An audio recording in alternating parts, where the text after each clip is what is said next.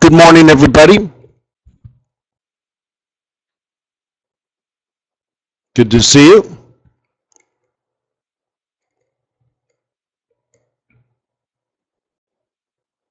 How's your trading going?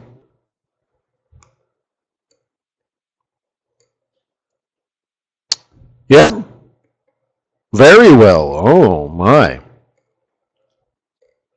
Kiwi looks good, sure.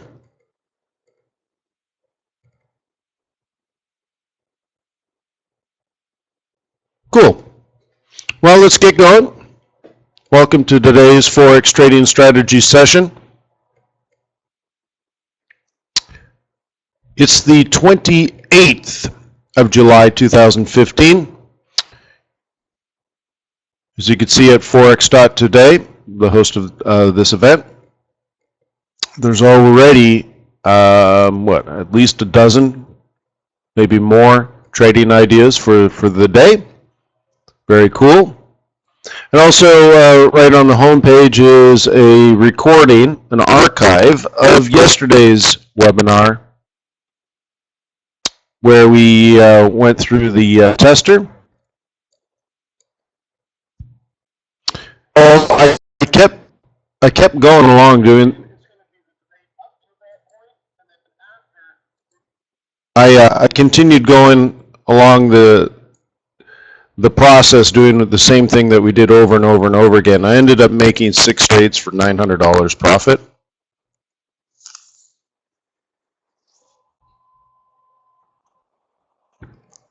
And also, a lot of people wanted to know the link where to get the software, and that's available here. Okie dokie.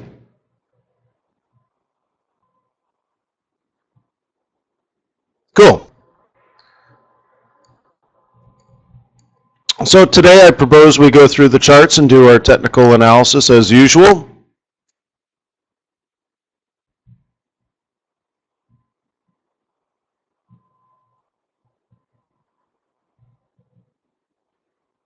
So let's get going.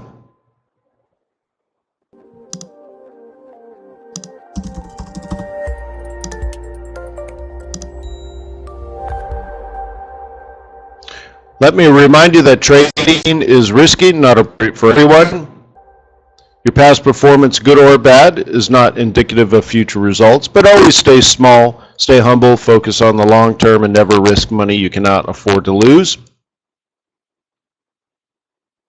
My name is Wayne McDonell. I'm the Chief FX Market Strategist for TradersWay.com. It's an ECN that allows you to trade Forex, but also energies, metals, stock indices, and binary options. We do these sessions here at Forex.today, Monday through Thursday, and on Fridays at FXStreet.com, always at 7:30 a.m. New York time.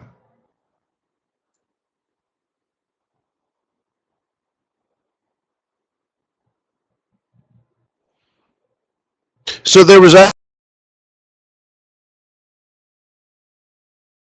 actually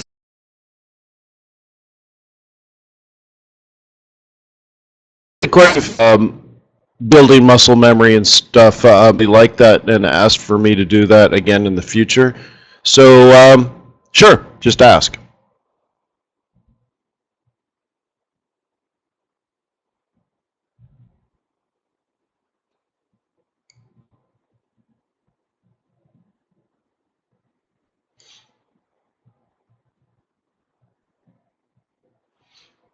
All right, so you should see pound dollar here. One of the things I'm looking at is maybe a retracement down into this area for a long.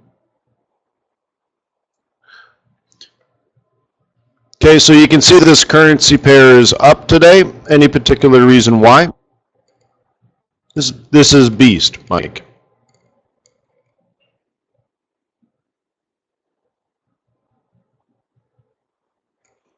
That's not really the GDP. Yes, GDP did come out, preliminary, right? And it was as expected. It wasn't ripper amazing. Oh, did I say pound dollar? I'm sorry. beast. Yeah, pound yen.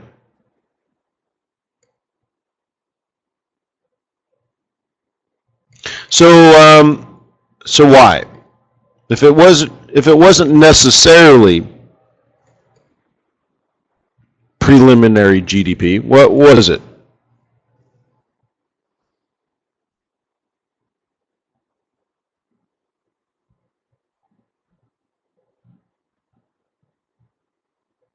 What's the most important thing for a currency valuation? See, it wasn't GDP. If it was GDP, the GDP would have been unexpectedly high. Like, it would have been a big number that no one expected, and everyone would have said, holy crap, look at that GDP, buy, buy, buy. Yes, its potential impact on a change in policy at the Bank of England. Okay? So once again, I'm very picky on language, but I think that's an important differentiation. Okay? It's not the GDP, but there's nothing to hold them back. So they're going to have a meeting next month in which someone's probably going to suggest raising interest rates, and that would be the beginning of the beginning. Okay? That hasn't happened yet, but some people are going to try to front run the inevitable.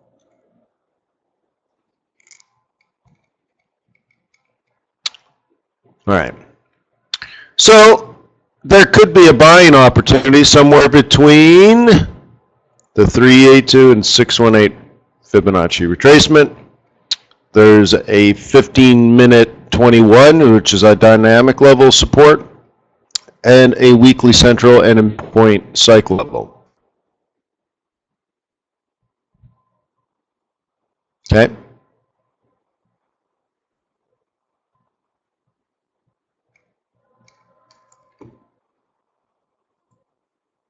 So let's say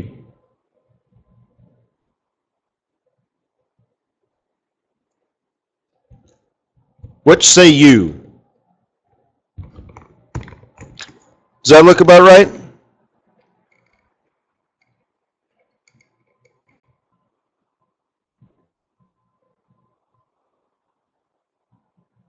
Okay.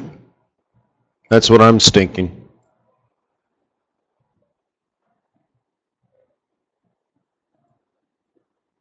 How about pound Swissy?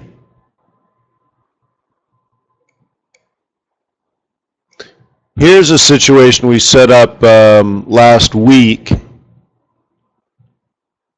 How does that look?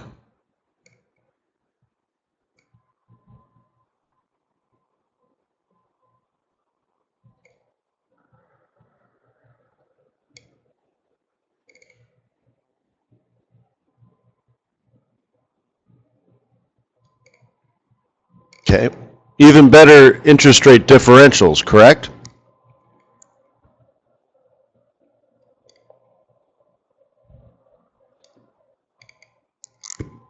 See, the Bank of England's raising interest rates.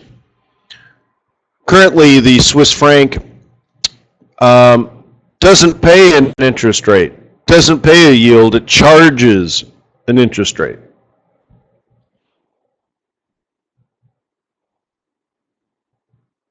Okay. So anyways, we did this last week. We talked about, wouldn't it be nice to buy a retracement back to the roll reversal, and I drew it out in a little bouncy bounce, and look what actually ended up happening. Is that similar to what we did several times yesterday on the tester, on the simple tester? See, that's one thing that keeps trying to strike, try to carve into the side of the mental rock, is that whether it's a 4-hour or a 4-minute, it doesn't matter to me. It's going to trade in the same behavior. How cool is that, huh?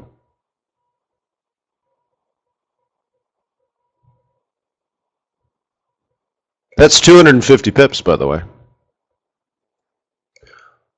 I'm young, but not dumb. Da-da-da. Da-da-da-da-da-da-da. Da-da-da.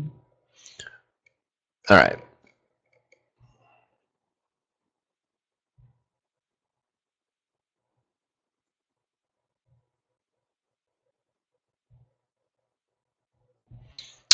All right. A little birdie told me that somebody tried to short this yesterday.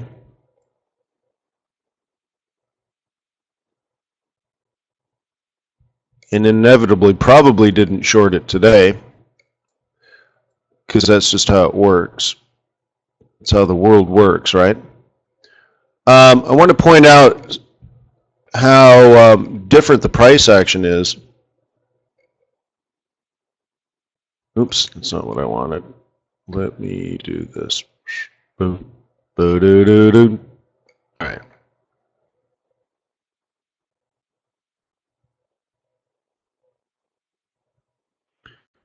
Okay, can you kind of see how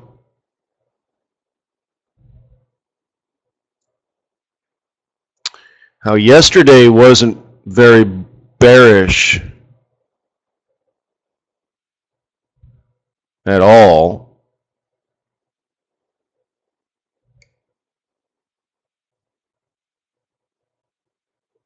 Right?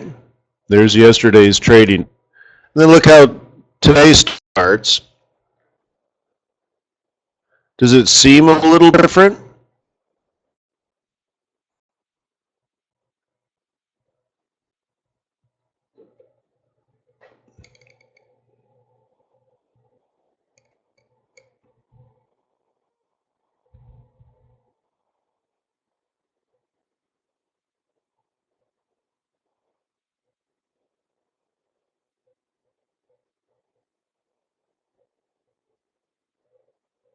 I'm magic.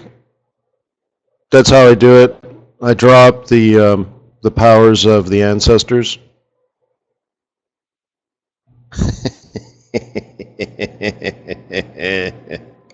Yeah. No, I use a drawing tool. I'm not sure if you can see that. It probably blocks it out. Do you see the drawing tool? No, I don't think you can. No, I can't even. I dragged it right over the screen. It's designed to block it out. So I use Camtasia Studio.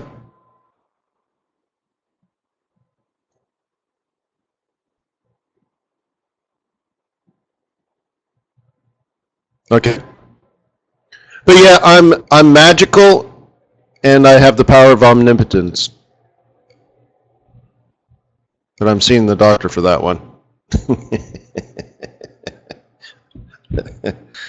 I'm omnipotent, and my wife hates it.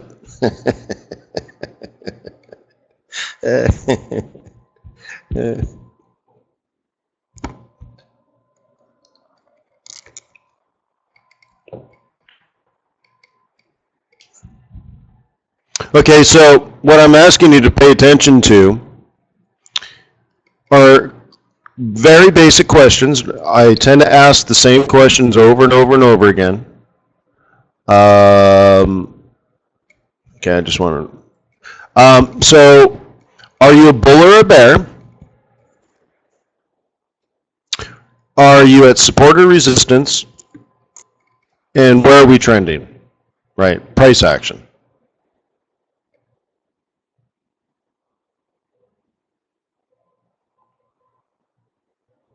So, shorting yesterday potentially could have occurred, right?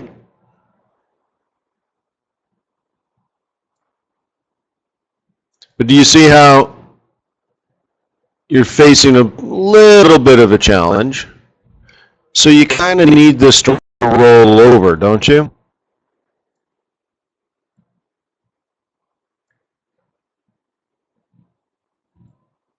If you're a bear?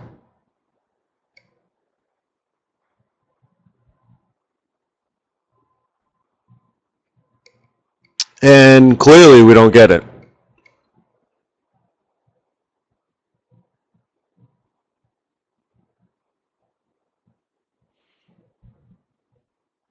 So at that point, you know, look what takes over. Let me change colors.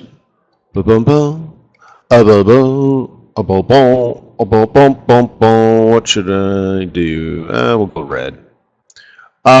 Straight up on the London Open. Now what? What do you do on a breakout?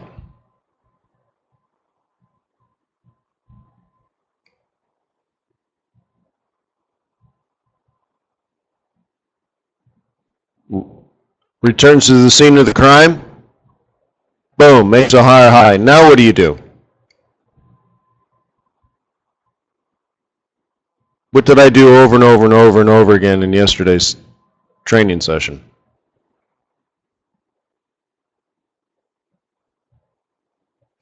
No, what I do is I draw rectangles and I say what used to be resistance becomes support, right? So I give myself a little buy zone.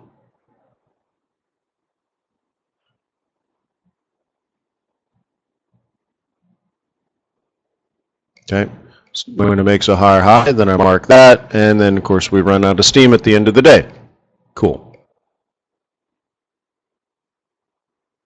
So if you were a bull today still, and you're looking at pre-London, I mean, it's a pretty big pullback, isn't it? To be a bull. Because if you were a bull, you would be kind of fibbing this area, right? And then isn't there an issue as well, you know, with this whole pivot profit zone? Should you be buying at the pivot profit zone? Like, why is it red?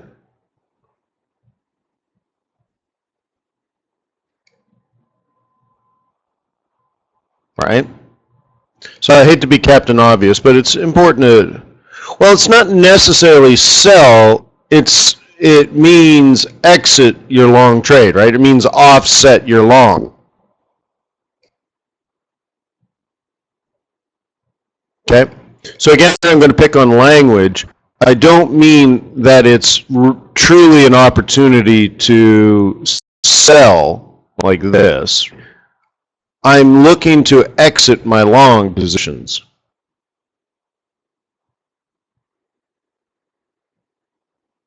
Okay, so I look at it like in, let's say, the London Open, that there's going to be a lot of built-in risk for anyone that wants to go long another time. Okay, that this strategy here is a high risk, low reward strategy. Okay. First of all, it doesn't seem to be fibbing properly. It's pre-London and you're already through the 618. It's not like it hit the 618 and took off, right? I mean, it doesn't look like a slingshot. It doesn't look like $100 billion was waiting at exactly the 618, right? Sometimes you see that. In fact, a lot of times you see that. It comes down, hits the 618 and goes wham! And you're like, holy smokes, there was $100 billion sitting there in orders. Well, that doesn't seem to be happening. Okay? So it's just kind of a high risk area. Now, as you know, I was hoping this would kick off of this area. That was the most aggressive. Oh well.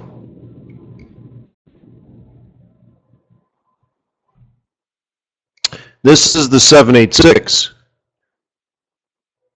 It has to fall now.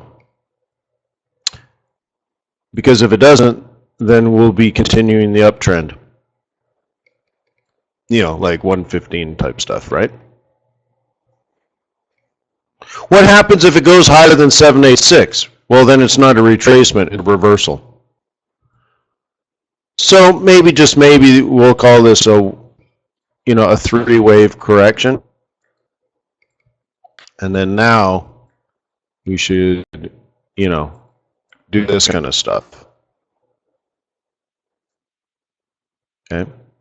Are we incredibly bearish yet? No. No, no, no, no, no, no.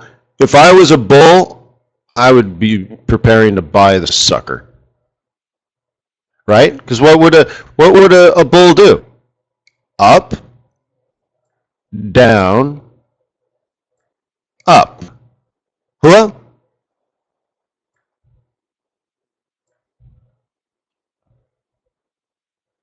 I'll even change the time frame.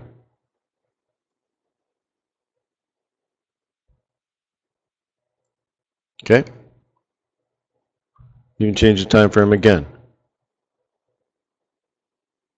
Okay? Just look at a little 618.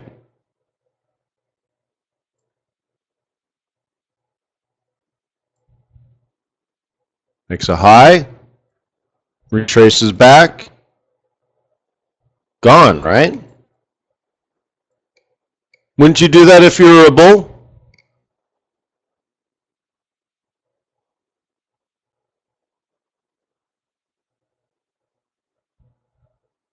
Yes, Orange has hit the profit target early in the week, so very often it comes back and hits weekly central. Yes, that's true.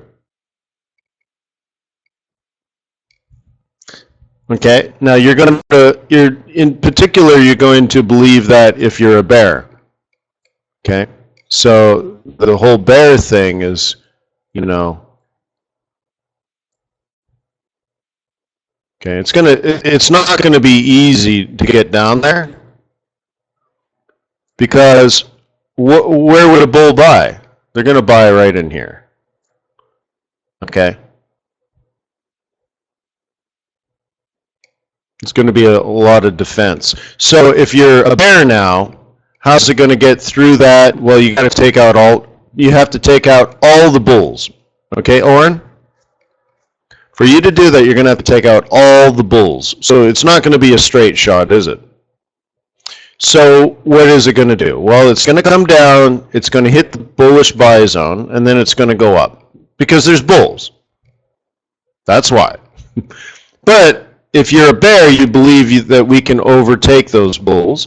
So it's either going to make a lower high or a double top. Now, because you're playing the pivot profit zone, you don't want the double top scenario, right? Because if it comes way up here, it's just too many bulls. So you're going to go to the lower high scenario. So maybe up, hit the M4. Then we got to wipe these guys out of the market to this next level, in which they will defend that as well. And that'll come back to this old low, which will be the next high, and that'll be a failed rally, a dead cat bounce, and then we'll come down and hit the weekly.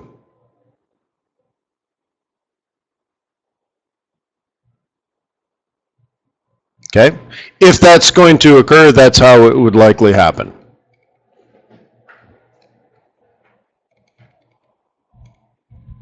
Any questions?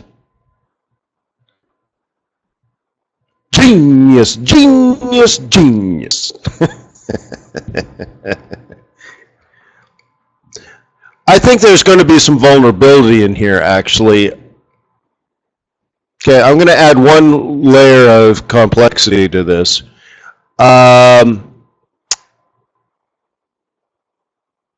I think because it's 786 that the market doesn't clearly know what it wants to do.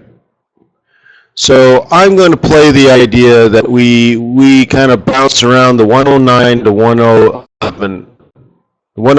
111 area for a while. Maybe the entire month of August. No, don't say it. Yeah. But yeah, insert $5. Need those Cuban cigars.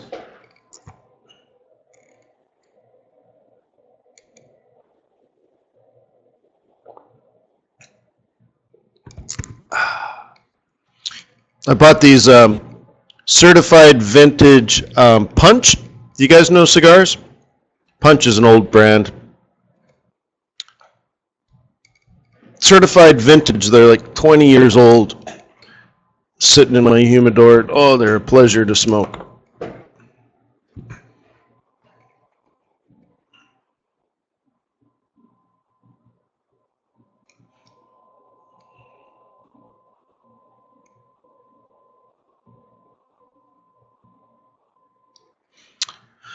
So anyways, that's that. If I was a bull, I'd buy that sucker. Oh, I'd buy it. Oh, it's so bile. Just look at this. It's just, I mean, look at that. Ugh.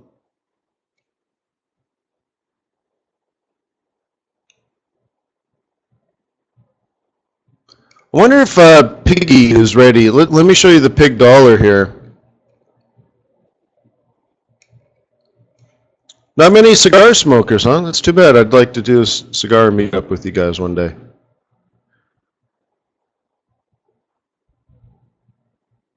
So, this is like, I wouldn't say it's a pretty pattern.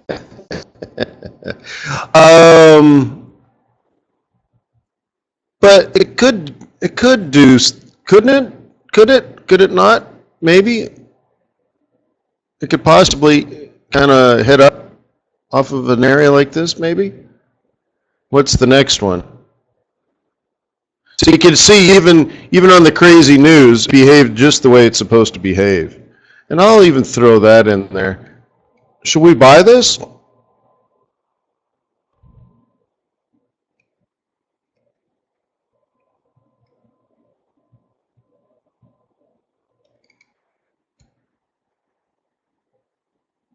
So that's why pound Swissy might be interesting, right? Well, it's just like what I prefer is this type of scenario, right? And then what I do is I mark this, and I buy the next dip, and then it heads up, and then I do this, right? Then it comes back, right? That's kind of the game I like to play. You know, this isn't in the textbook. Right? What is this, a reverse wedge?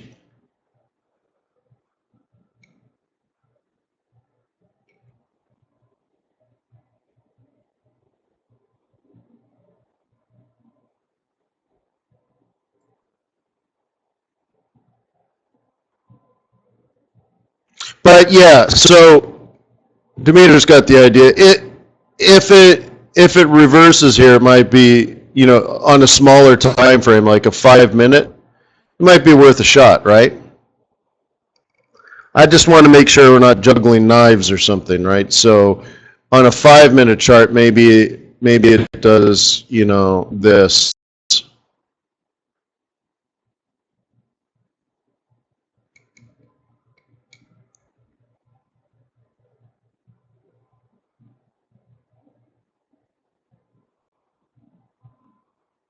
Yeah.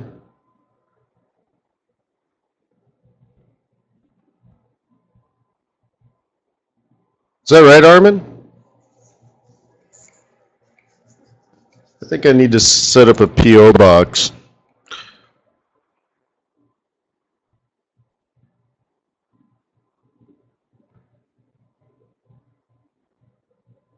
I appreciate that. Yeah.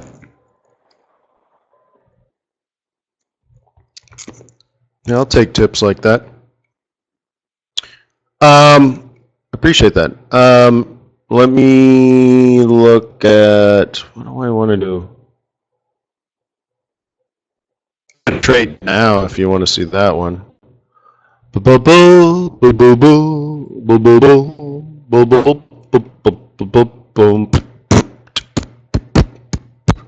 There's this one. I just have this on this account. But I use this just basically for coaching and documenting stuff. Okay. You see that on a 4-hour? Does that look like it could possibly go down?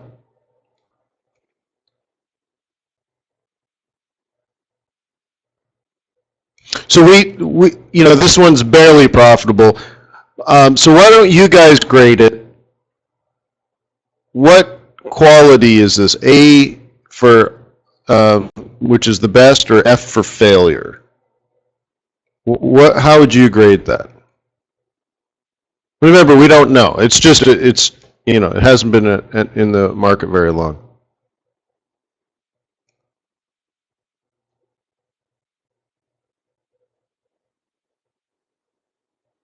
Okay, there's very interesting.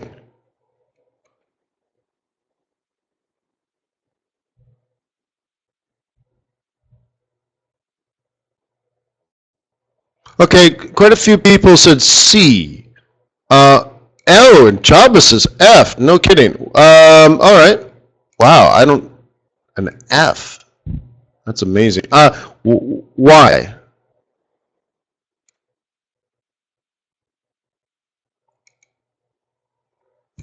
B's and A's I'll accept, but C's and below have to have pretty strong criterion, right? So I'm not saying you're right or wrong. I don't know if I'm right or wrong, but I'm interested in why. Just why? Price is stalling. All right. We're on a 4-hour chart, so I don't think there's been enough time to say that. Okay, that's just me. Oh, because of a double bottom. All right. Yeah, I didn't see it that way. Okay.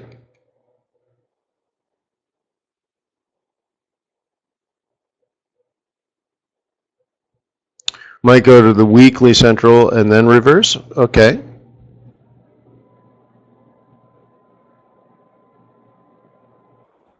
Carmen says support at 76. What? 70. I guess you mean 72, 60 something. Well, you can see I'm short, so I'm a bear, so there's no support.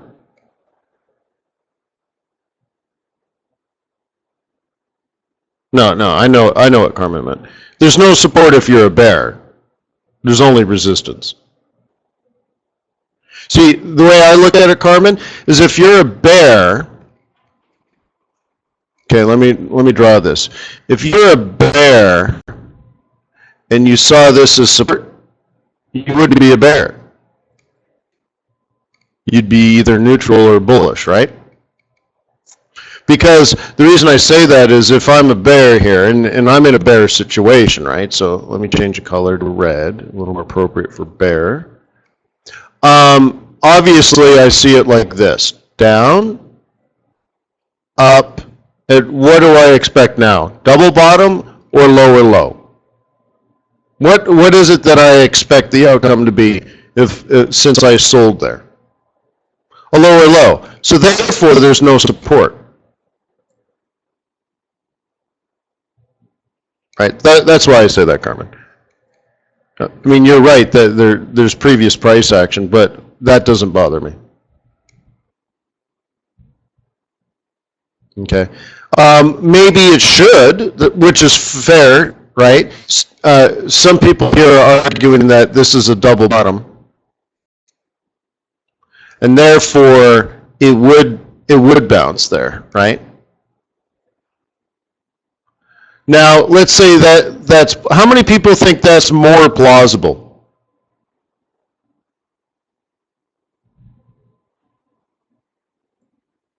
That this is what's going to occur, a range like this. I didn't say possible. Like, that's how you see it, the future going to be.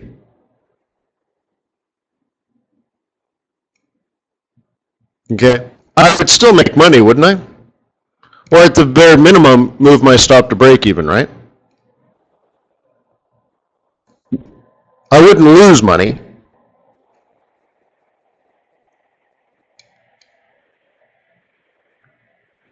Okay. And that's part of my thinking as well. Because remember, when I pull the trigger, I don't really have any more influence on where it goes. So the big thing is, can I remove the risk? Right? You know what I mean? Like, all right, if I get in this trade, can I minimize the risk? Can I lower the risk? And can I remove the risk? And the rest I just kind of keep out of the way, right?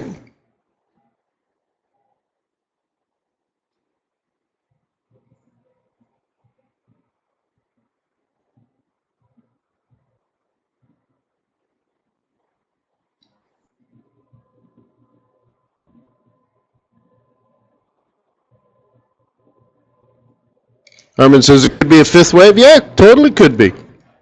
And if it's not, then you're going to have to recount or use an alternate pattern.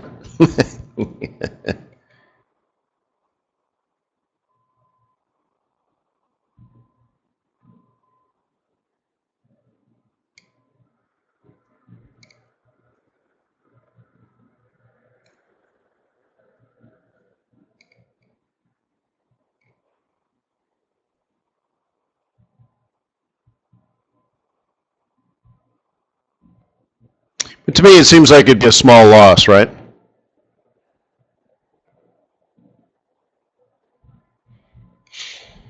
No matter what, I'm not risking much.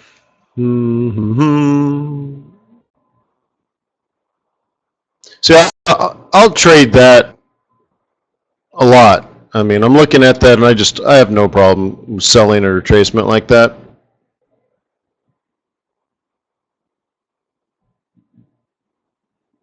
Right? So we had a high here, then a lower low, then a lower high again, right? Lower, down, and then a lower high, then a down, and then down, and then, you know, it's just, seems like we could just kind of continue this pattern for a while. And it is slowing down and stuff, but, you know, whatever.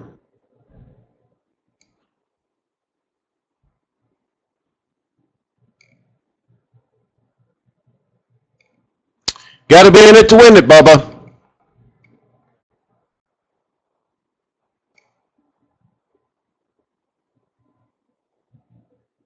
Yeah, YJ brings up the other point of how I use moving averages. In particular, I mean, this is a 4-hour chart, but the way that I use averages is that if we're below the 21, I'm aggressive. And that, in my opinion, there's no way in hell that that support area is going to hold. Okay? Unless, of course, it breaks the 21, and I'm going to back out anyways. I already got a plan for that. You can see where my stop is. If it made a higher high from here, forget about it. Right? Forget about it. But if that holds, I'm in the perfect entry. Perfect. You couldn't be any better than that. Because what it does is that if it makes a higher high, I'm out. But if it makes a lower low, or not just a lower low, just if it doesn't make a higher high, then I'm going to make money. So like how about this? There's 3 scenarios that I think we all agree. It's either going to go up from here and knock me out. 2, it goes down towards the bottom. And 3, it makes a lower low. So 2 out of the 3, I make money. Now, what we talked about yesterday, what I call piss poor entry, where you're short here, that takes out a lot of the percentages change, right? Right? All of a sudden, you only have 1 out of 3 scenarios where you make money. So if you're going to do it right, I suppose, right?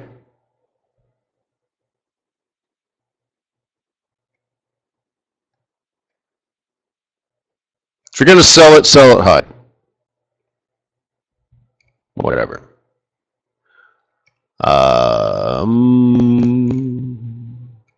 Yen's pretty elevated. Did you guys buy the yen yesterday? USD yen?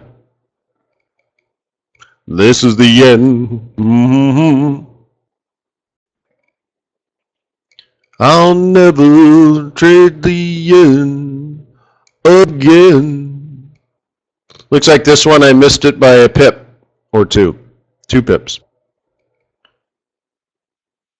Remember we did this last week. I put that order in. What?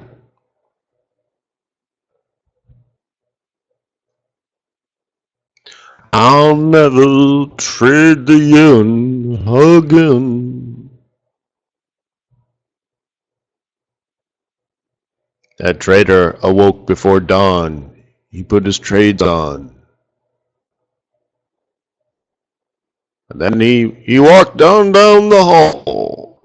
All right. So anyways, that's kind of the scenario we're in.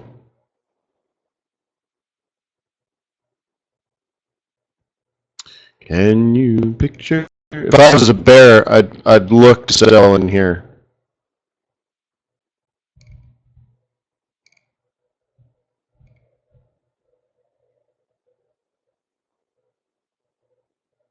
Demeter got it, right on. Aim got it too. Yeah, we definitely talked about it.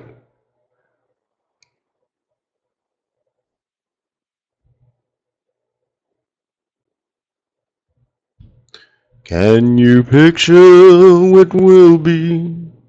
Boop, boop, boop, boop, boop, boom. Yeah, it's a nice little trade. In some stranger's land.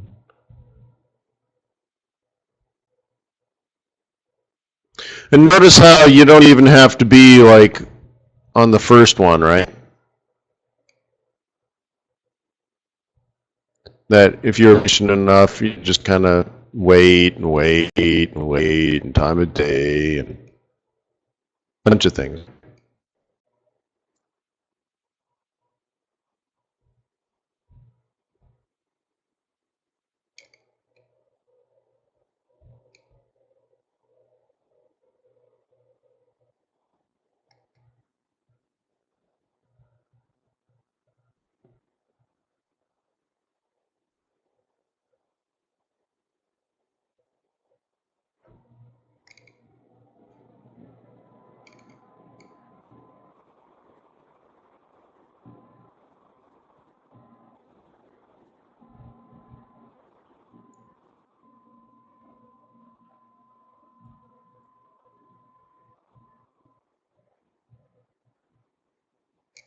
Yeah, just a smoking hot entry.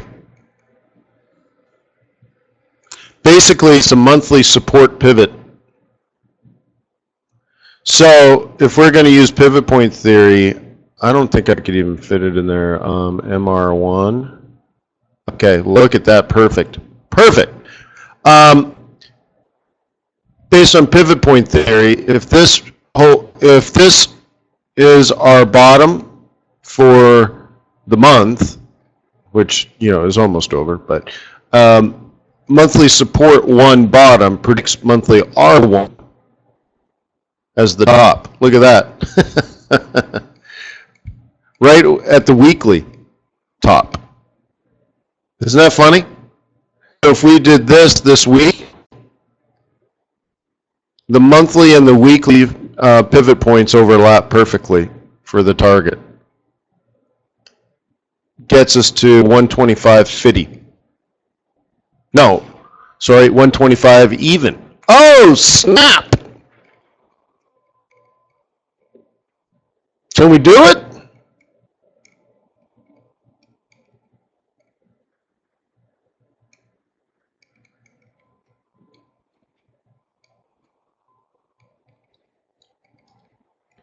Is it going to do it, guys?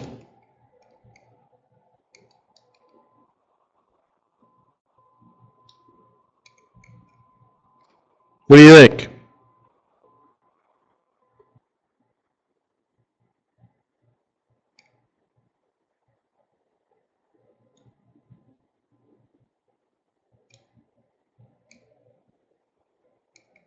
No, you wouldn't buy it now, would you? So I'd say what, up to 23.90, down to 23.50, and then up again? What do you think? So let's throw the price action in now. That's the strategy. The price action of it would be, let's say, up, down, up over the next 24 hours, right?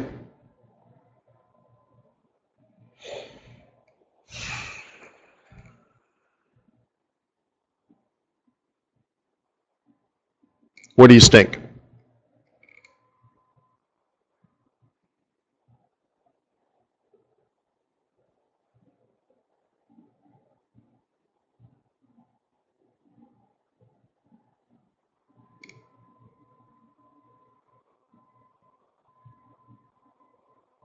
Some people not sure, huh?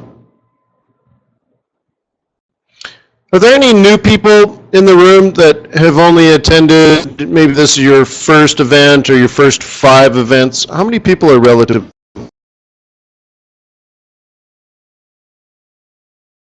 new?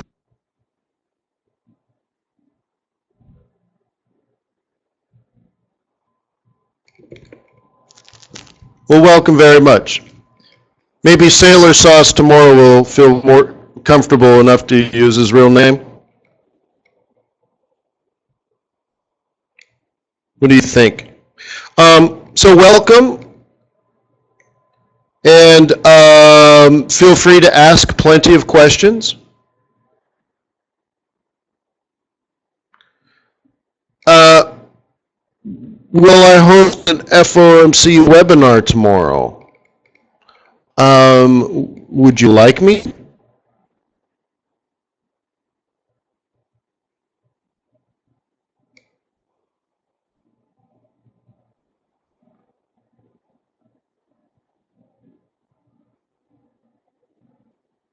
Maybe I'll host one for clients of TradersWay that have live accounts.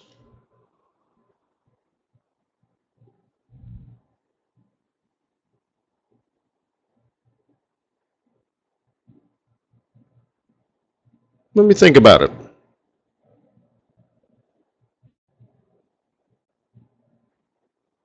Right, because obviously that's why we're here.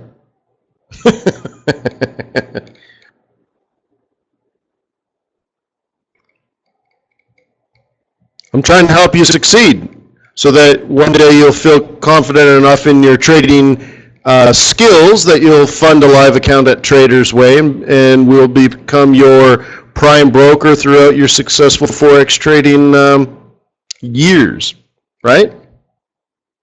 I mean, that's the whole idea, right? It's not charity, is it? I know you wouldn't accept charity.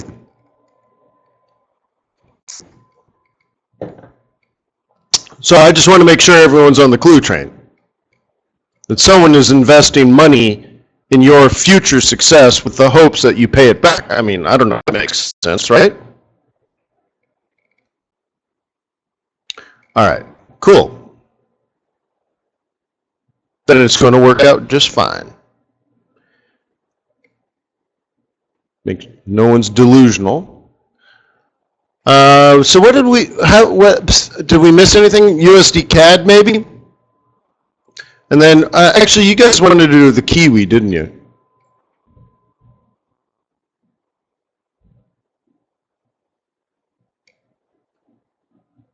Warren's waiting for the USD ZAR to drop. Holy smokes.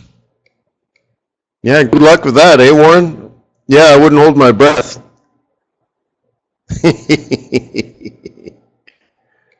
You know, the interesting thing about the South African rand, do you guys remember when gold was $2,000 an ounce?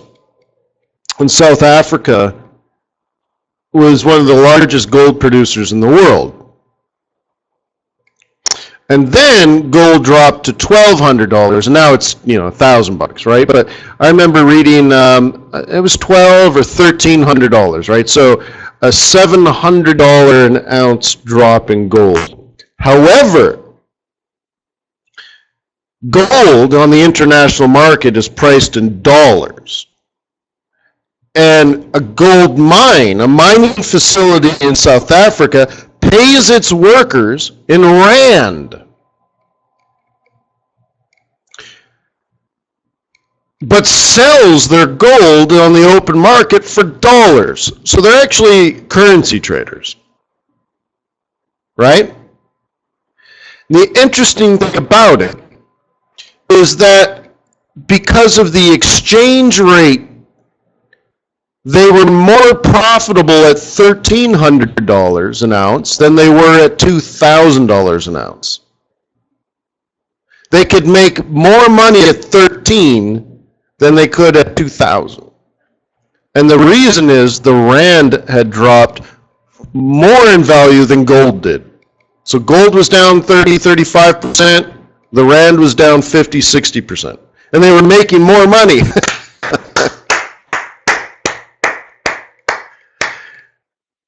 Isn't that amazing?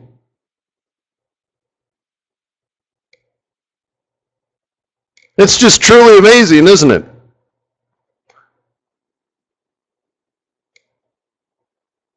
The Earth. I love there's a planet. Yeah. Yeah, very interesting part of life anyways. All right, so here we are. Let's kind of back ourselves out. And yeah, still looking bullish, isn't it?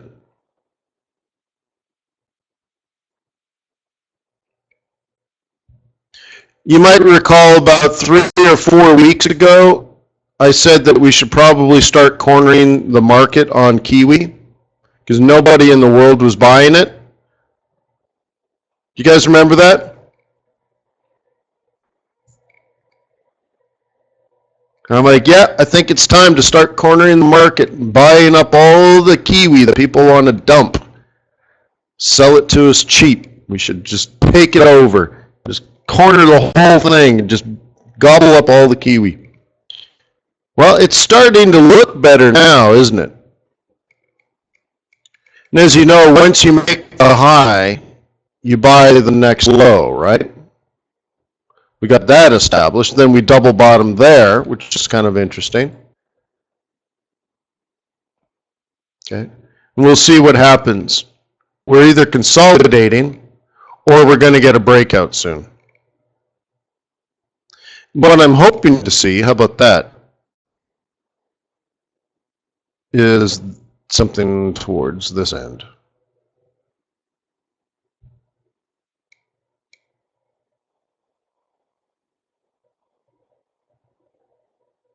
Okay, it's not expecting much, but it would create a trend. That's what I'm really hoping for. Not necessarily a reversal, but more of a trend. I'll take a trend. If the trend is down, that's fine.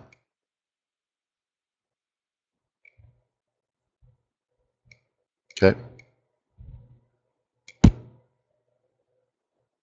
But it looks too early to sell if you were a bear. You could look for this kind of stuff. So it feels like a 618.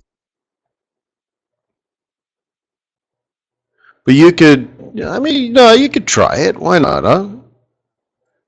I think you could probably, oops, I didn't want that. I think you'll probably sell it pretty soon and see if you can survive it.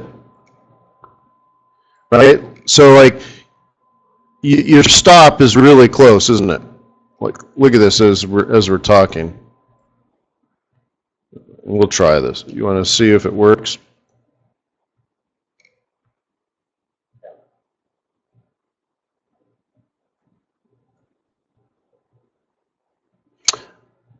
What kind of management do you want on this?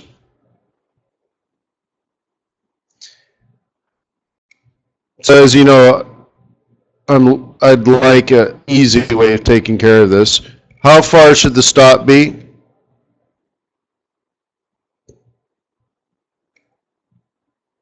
Do you want to do a 2550 OCO?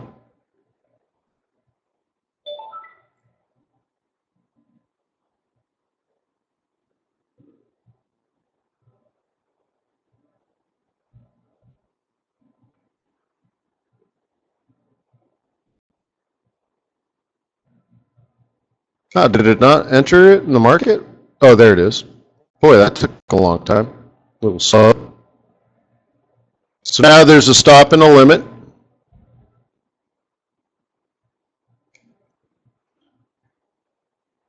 See, do I even need a 25 pip stop?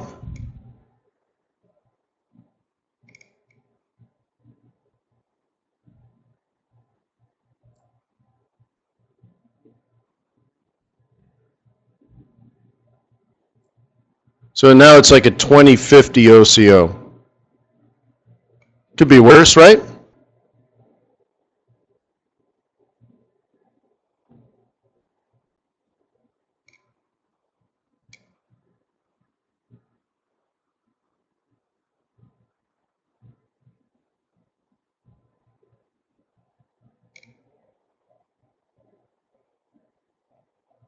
Yeah, I would think it'd be enough.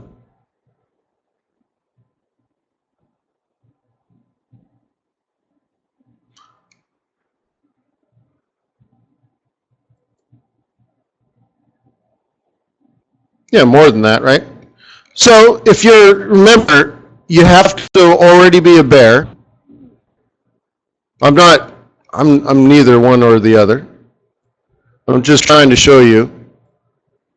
Okay, but if you're already a bear because of something, on either you looked at a 4-hour chart, a daily chart, or the fundamentals, right? A 4, a daily, or the fundamental, whatever. A 4DF. Then basically, you know, I'm selling off of a 382 50% retracement off of old resistance after, you know, 100% retracement of the up move, oversold on the 5-minute. So I figure if it doesn't fall here, it's not going to fall. Right? You see what I mean? It's already dropped precipitously. It then made a 50% retracement of that move and is now poised to fall. So it either falls now or it's just not going to at all, probably the rest of the.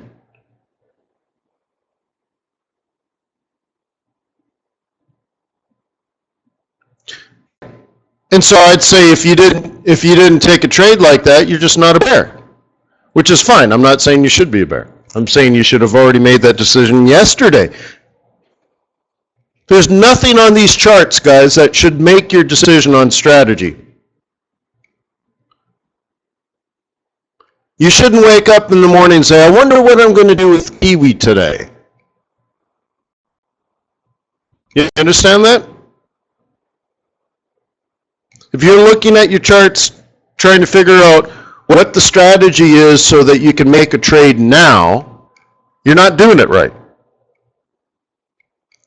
I should be able to ask you to come on TV and tell me about the Kiwi dollar. What's your strategy on the Kiwi? And you should be able to tell me. I didn't say trade. I didn't say what's your trade on the Kiwi. What's your strategy? Oh, well, I'm a bull and I'll give you 3 reasons why. Or I'm a bear and I'll give you reasons why. Pretty simple stuff. Now, there may not be a trade today. Like, for example, you know, I was reading about a hedge fund that actually it was a hedge fund of the year, according to Barron's. And they own 33 stocks, and they buy maybe 2 or 3 times a year. So when they talk about, you know, are they bullish on a sector, are they bearish on a sector, that doesn't mean they're a trade for today. right? But they've done their analysis and they have an outlook for future performance of particular sectors. So they'll say, well, we're interested in this, we're not interested in that. So, that's how your strategy should kick in, right? Now, your tactics have to do with entering trades and managing risk. That's a whole different story. So that's what I keep saying, like, you shouldn't look at your charts today to figure out what your strategy is. You should have known that yesterday and last week and even last month. And the rest is just making money.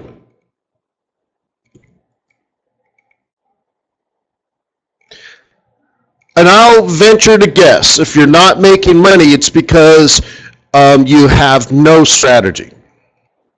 You're all tactics.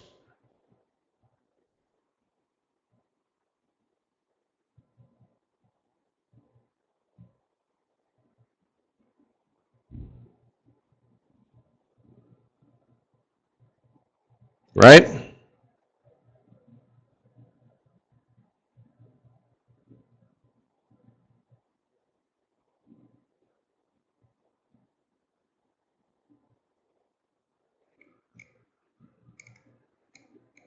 I'd almost want you to be all strategy to begin with. If you had to err on a side of caution, I'd rather you be all strategy and no tactics. No trades, but you're analyzing and getting the direction correct. Can you imagine how much better you'd be as a trader on the long run if you just got really good on your strategy and then later learned how to enter trades?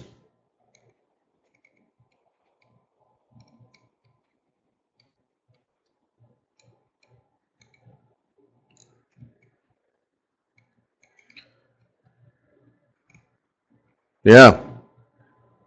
Trading's a good career. I want you to fight for it. I was reading, have you guys read House of Cards? The book about Bear Stearns?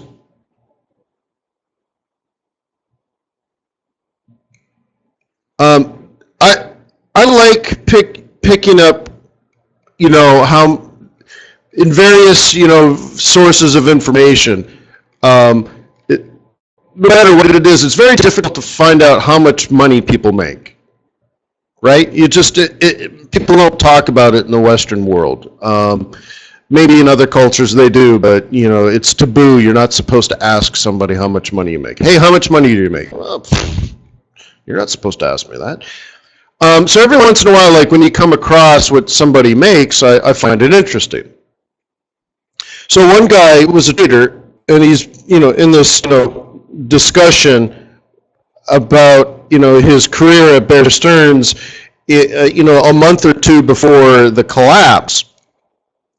He inadvertently, sort of like side of hand or side comment, mentioned how much money he made as a trader. The House of Cards, yes. So how much money did he make as a trader at Bear Stearns? He traded mortgage-backed securities. How much did he make? He was a salaried employee at the bank. He just traded like, he was on the trading desk. He wasn't senior management. He wasn't anything else. He was just, one of their best traders, but, that's what he did. He came in the office and made trades every day.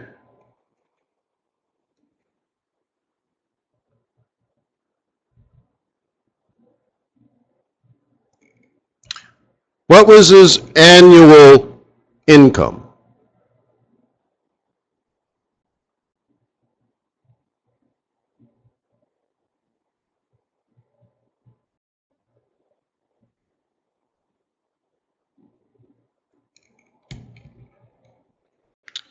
I calculated it, and he made $100,000 a day.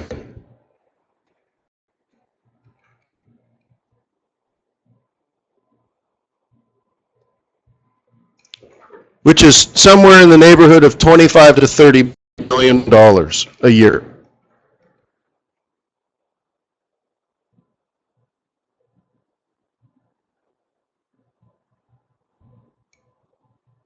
Yeah, as a bank employee. So I'm asking you, put in the effort. Here's a guy who's like 40 years old, making $100,000 a day, doing his job. And I'm asking for you to fight for it, not treat this as a video game. I'd rather you start with strategy. I'd rather you write me a college level thesis on the Kiwi. And I've asked people to do this. I've asked maybe you or others for sure that you just stop trading altogether. Just stop it. Especially if you're screwing it up. And I'd rather you spend the next month and a half to 2 months of writing a college level thesis on your, let's say 18-month outlook for the New Zealand dollar. Okay? And that you go in and you start researching everything you can from the Reserve of New Zealand and their impact, global macroeconomics on impact of their economy and so on and so forth. And you provide charts and graphs.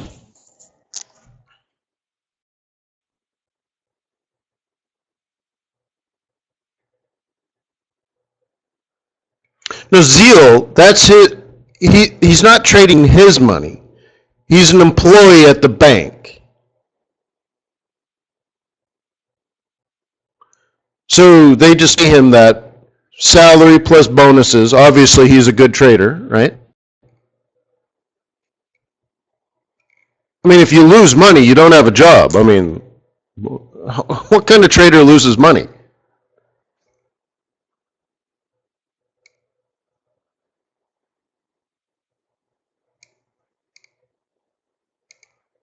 So, he's an employee at a bank, so of course that's pathetic. What if you owned a hedge fund? So, John Taylor at FX Concepts, I read somewhere how much he made as a currency trader. He's the founder of FX Concepts, which was in business for about 40 years. And I read an article 2006 about him, and the author of the article pulled up his records at IRS based on his taxable income. And you understand, especially when you make a lot of money like that, that you have an entire staff of attorneys and accountants that do nothing but lower your taxable income. Right? I mean, you got an entire staff that just does that. Well, no, it's the only one I know, Ron. Like, how much money does a currency trader make? Well, I don't, So you only have what you have, right? So that's the only piece of meat I have. So according to his IRS taxable income, these are tax records pulled from the government. John Taylor, as the first foreign exchange hedge fund, paid himself $250 million a year for years and years and years and decades. So some guy at Bear Stearns made $25 million a year? That's pathetic. Compared to John Taylor, who made 10 times that. Only a loser would work for a bank. Think about it that way, guys, right? The guy at the bank made $100,000 a day. John Taylor paid himself $1 million a day for probably 25 years as a currency trader.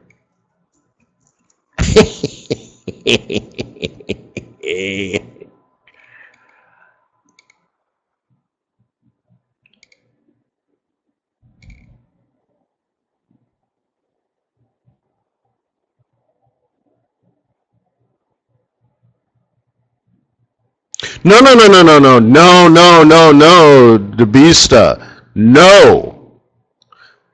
This is, in that case, he's a hedge fund manager. It's not excess and hubris. He earned it. He's a hedge fund. You get paid a small part of the profits you make for your clients.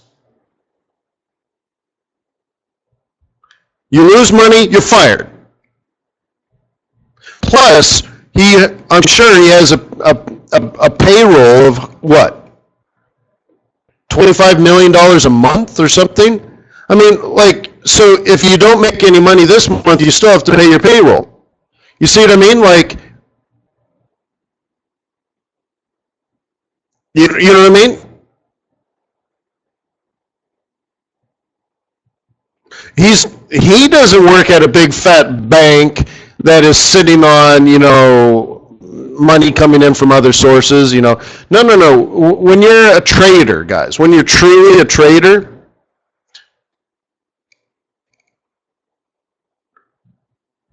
right? You have to make money. So that so somebody asked, oh well, what was that guy's drawdown? Well, your drawdown is you're fired.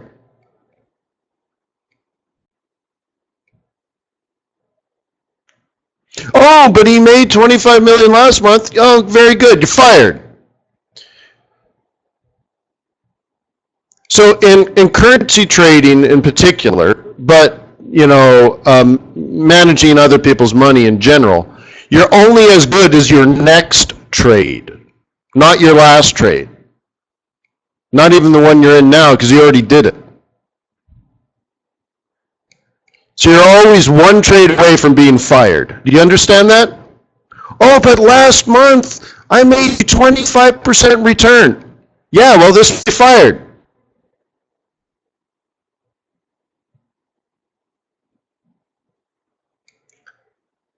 But I made you money for 12 years in a row without failure. Yeah, thank you for that. Well, you're fired. Hit the bricks. You had a bad month. Leave. Are you still breathing my air? Are you? Here, let me show you out the window. That's how it is in trading. In fact, let me take it even further. You have a 10% return month. The average is 2.5%. You go to your clients and you say, hey, I made you 10% this month. They're like, why isn't it 20?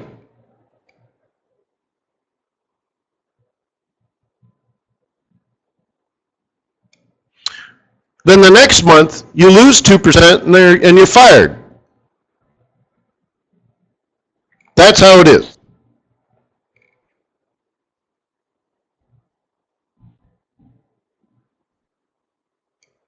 All right.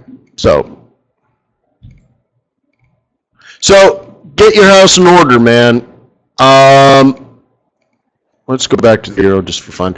I'd rather you spend a year on strategy before you learn tactics. And of course, everyone comes in with tactics, and they're like, teach me the ADS Wayne. MACD is going to save me. Hey, this is a 5-wave of a C correction. Yeah, whatever, dude.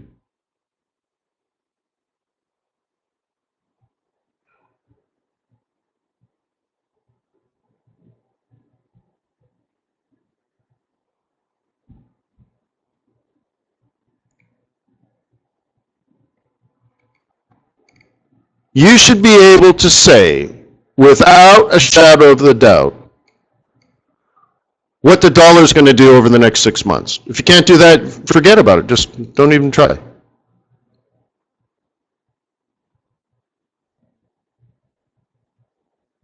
Right?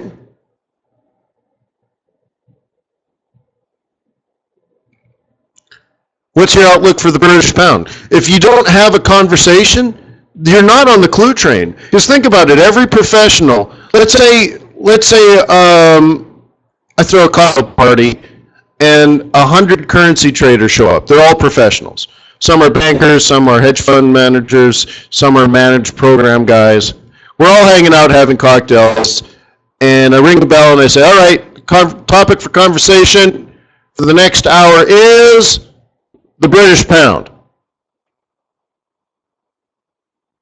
How many people do you think would just have nothing to say in this room of professional Forex traders? Like they're just like, don't even, just have nothing to say. Like, I really don't know what's going to happen.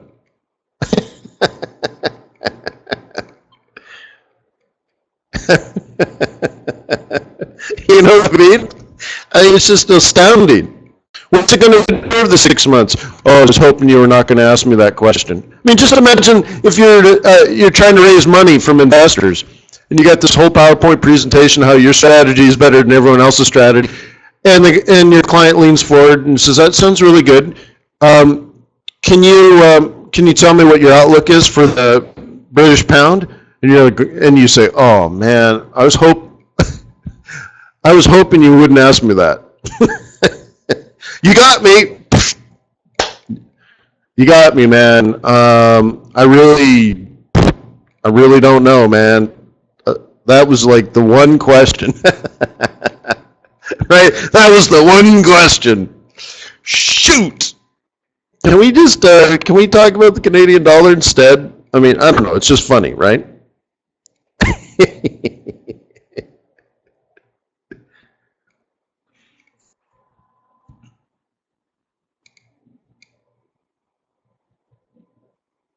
Yeah, let me write that down. Why don't we park that right in the parking lot and revisit that sometime soon? Let's just put it in the parking lot for now. Let's stay focused. So anyways, yeah, I would rather you guys start there and really, and if not start there, at least focus there, right? And work on your tactics later, I would say. So it's one of these things like, if you're a bull, you buy at support. And if the market seems to be trending bearishly, don't trade it. Think about the hedge fund manager I was talking about before, that he only makes 3 trades a year. Hedge fund of the year makes 3 trades a year.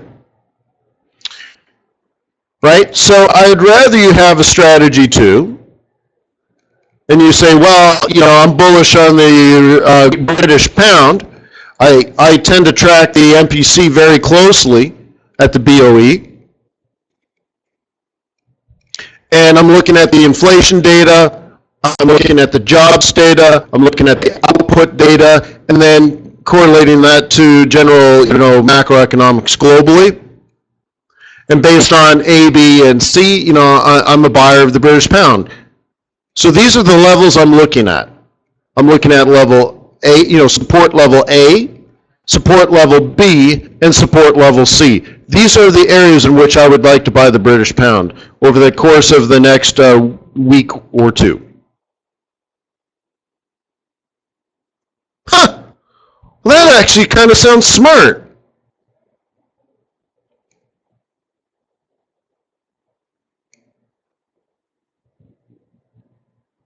So, anyways, I'm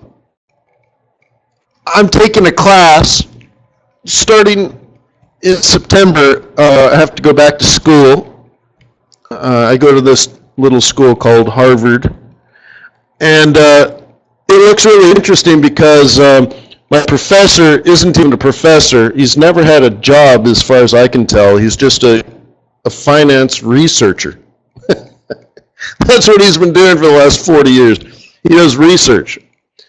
So if I can learn from him and put it together in a trade, it should be pretty awesome.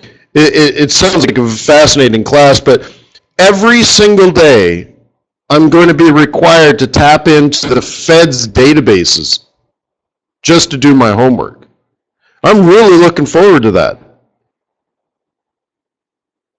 And his opinion is that everything that you learn at business school is nonsense, and it's old and irrelevant to today's markets because everything's changed since the financial meltdown, the great global recession.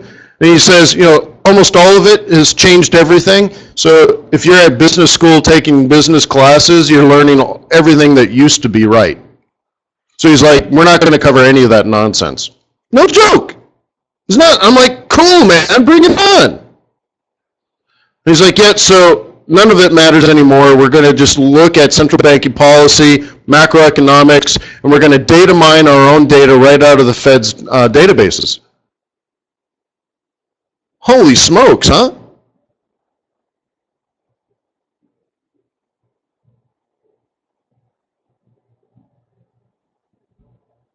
Yeah, totally. Hey, Ron, isn't it amazing? But that's funny. Harvard's that way. Harvard tends to be that way where they take pride in doing things different. They take pride in, like, if you want to learn what used to be right, go to Yale.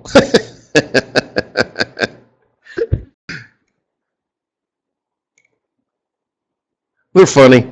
They have, like, questions on their test, and they're like, this is a Harvard question. And you're like, oh my God, that wasn't even covered in class. Yeah, but you should know it. You're like, what? This is like exactly the opposite of what you taught. Mm-hmm.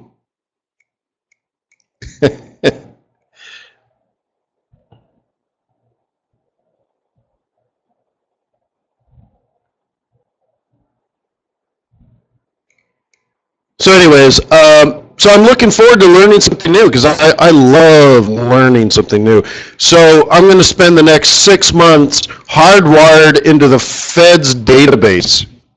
I mean, how awesome is that, huh? So I'm really looking forward to that. And it puts sort of an underscore to everything that I've been saying for the last 20 minutes, is that you should have a strategy and you should be able to back it up with pretty hard facts. And if you can't explain to one of your buddies that what you're doing, then you're not doing anything properly, are you? And that you should start with a strategy. Okay? What's your outlook for the British pound? Are you a bull or a bear?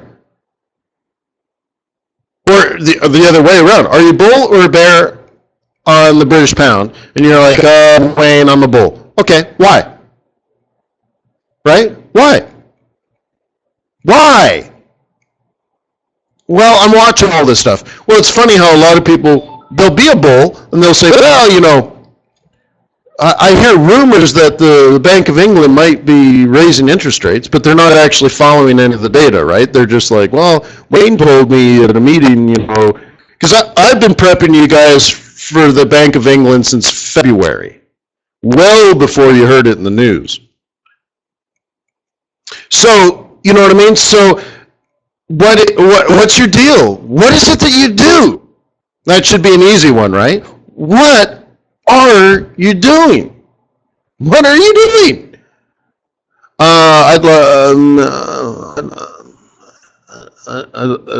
like to buy the. I'd like to buy the pound. Is that right? Is that right, Wayne? Right. There's no answer.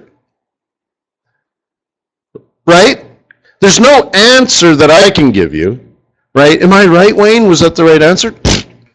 I don't know if you should be buying the British pound. But if you're going to be successful in this business, and if you'd like to be worthy of somewhere between $100,000 and $1 million a day, you should simply be able to answer that question, wouldn't you think? Or maybe $10,000 a day, you would be worthy of that. Or $1,000 a day, or $100. How about this? If you can't answer that question, you're not worth $1 a day in this business. So why hold back? What's stopping you?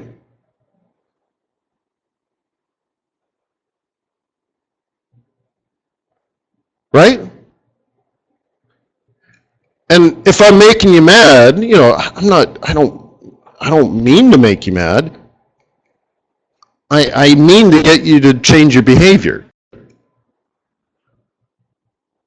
So I'm going to spend the next 6 months working my butt off, probably 4 or 5 hours a day on top of my already amazingly long days, tapped into the Fed's database, doing my research on global macroeconomics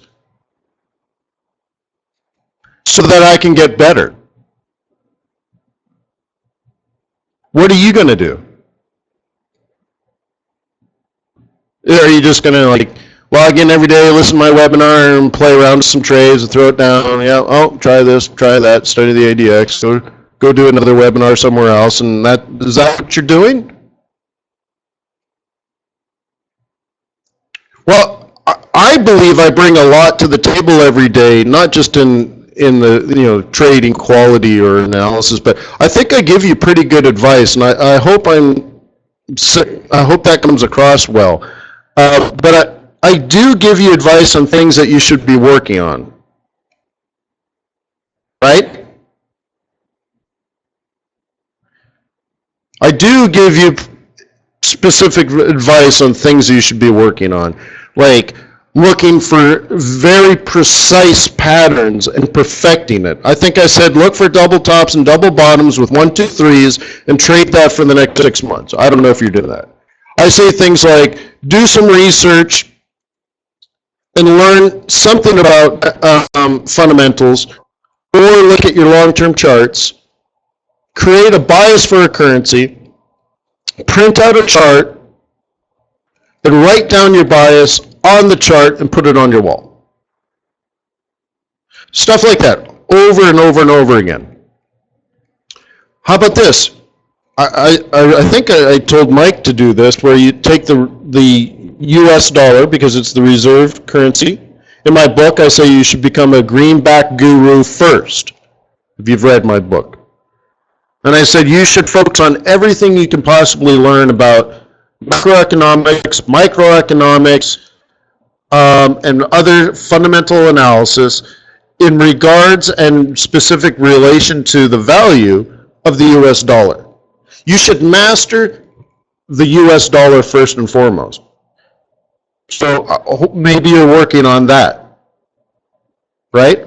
So I don't know what you're working on because I'm not your boss. I'm your mentor, right? Yeah, good. See, Mike? Yeah. So it's the beginning of excellence, but it's a path that you have to take. So 10 or 12 years from now, you will still be learning, I think. At least I am. Now, granted, I'm on the slow road because nobody really teaches me. There wasn't anybody when I started. So I keep myself, focused by sharing with you everything that I've learned. Because then it forces me to say, well, if I bring A game every day, I kind of need to know new things too, don't I?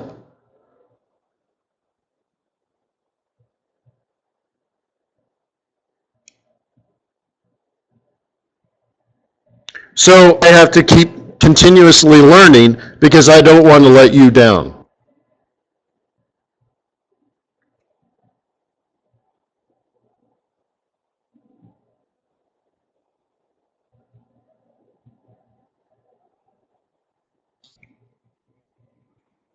So cool. So look, this session's gone really long again, but the market is starting to open. We're about a half an hour away from the equity open, so this is prime time trading.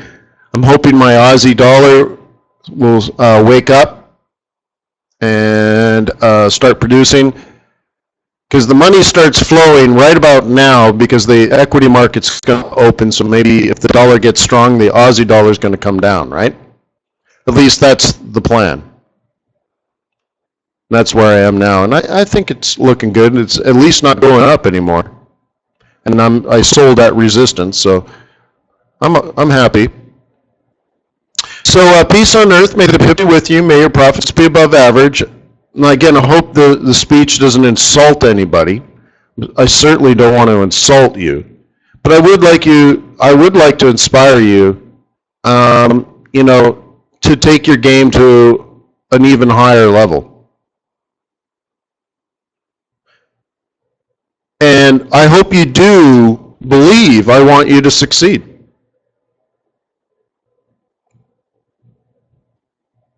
Right?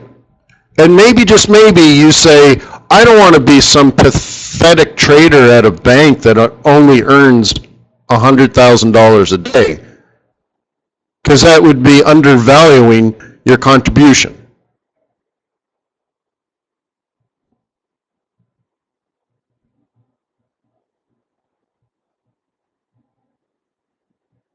Because you're worth more.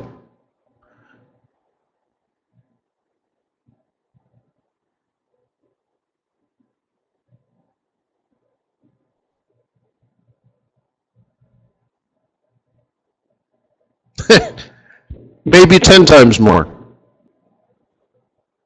So I hope to see you guys tomorrow, and for all the new ones, keep asking questions. I'll see you tomorrow, and the next day, and the next day. Okay? Peace on earth, may the be with you, may the be above average. Cheers.